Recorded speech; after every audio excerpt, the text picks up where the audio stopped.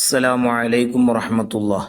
പ്രിയപ്പെട്ട കൂട്ടുകാരെ, 3-ാം ക്ലാസ്സിലെ ഉലൂമുദ്ദീനിലെ 9-ാമത്തെ പാഠം അദ്ദറസു താസിഅ മൗലിദുൻ നബി സല്ലല്ലാഹു അലൈഹി വസല്ലം. നാളെ നബിദിനമാണ്.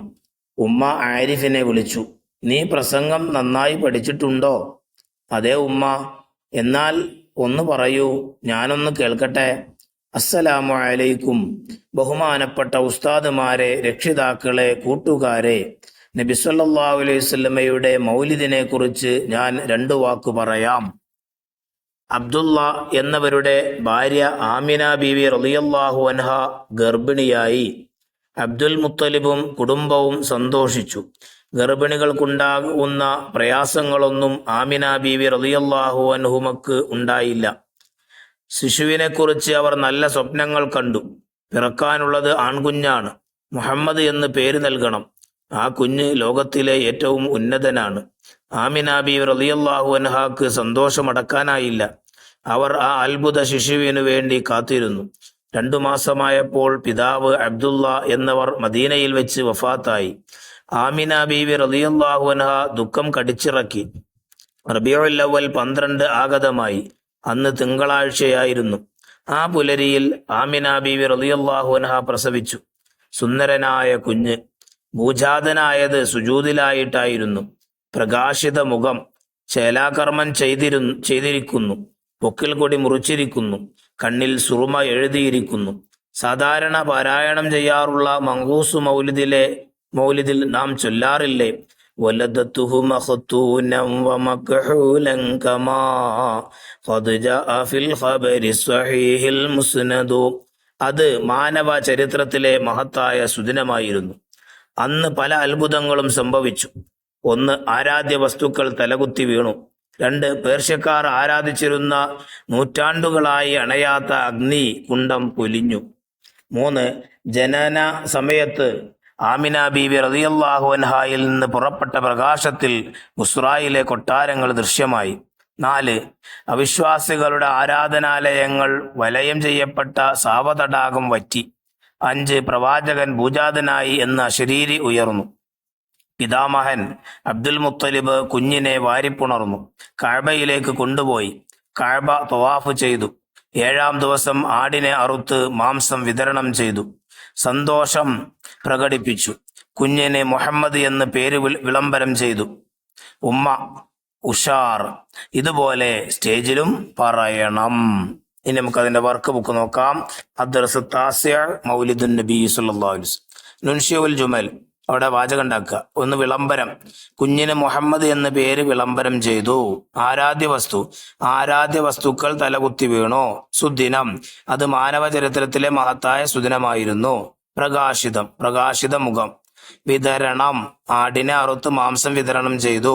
വാരിപ്പുണർന്നു. പിതാമഹൻ അബ്ദുൽ മുത്തലിബ് കുഞ്ഞിനെ വാരിപ്പുണർന്നു. ഇനി 2-ാമത്തെ വർക്ക് കാണാം. നംലഉൽ ഫറാഗ്. വിട്ട ഭാഗം പൂരിപ്പിക്കുക. 1. ഗർഭിണികൾക്കുണ്ടാകുന്ന ഡാഷ് ആമിന ബീവി റളിയല്ലാഹു അൻഹക്കുണ്ടായില്ല പ്രയാസങ്ങളൊന്നും. 2. ഗർഭസമയത്ത് ആമിന ബീവി റളിയല്ലാഹു അൻഹ ശിശുവിനെ കുറിച്ച് ഡാഷ് കണ്ടു നല്ല സ്വപ്നങ്ങൾ. 3. ആമിന ബീവി റളിയല്ലാഹു അൻഹ ഗർഭിണിയായി. ഡാഷ് മാസമായപ്പോൾ ഭർത്താവ് അബ്ദുള്ള എന്നവർ വഫാത്തായി. 2. ഇനി 4.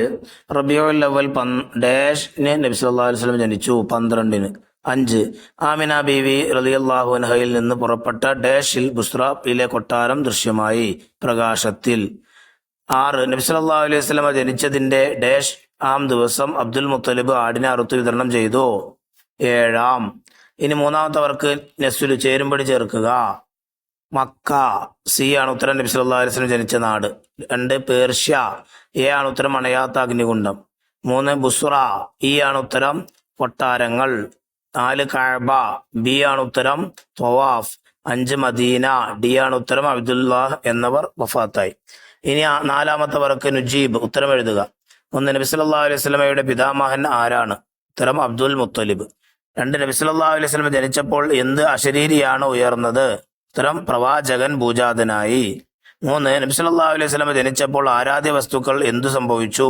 ഉത്തരം തല കുത്തി വീണു. 4. ഗർഭസമയത്ത് ആമിന ബീവി റളിയല്ലാഹു അൻഹ എന്തെല്ലാമാണ് സ്വപ്നം കണ്ടത്? ശിശുവിനെ കുറിച്ച് അവർ നല്ല സ്വപ്നങ്ങൾ കണ്ടു. പിറക്കാനുള്ളത് ആൺകുഞ്ഞാണ്. മുഹമ്മദ് എന്ന് പേര് നൽകണം. ആ കുഞ്ഞ് ലോകത്തിൽ ഏറ്റവും ഉന്നതനാണ്. അഞ്ചാമത്തെ ചോദ്യം, നബി സല്ലല്ലാഹു അലൈഹി വസല്ലം ജനിച്ചത് എപ്പോഴാണ്? റബീഉൽ അവ്വൽ 12 തിങ്കളാഴ്ച പുലരിയിൽ.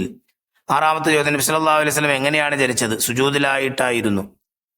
7 അത് മാനവ ചരിത്രത്തിലെ മഹത്തായ സുദിനമാണ്. ഏത്?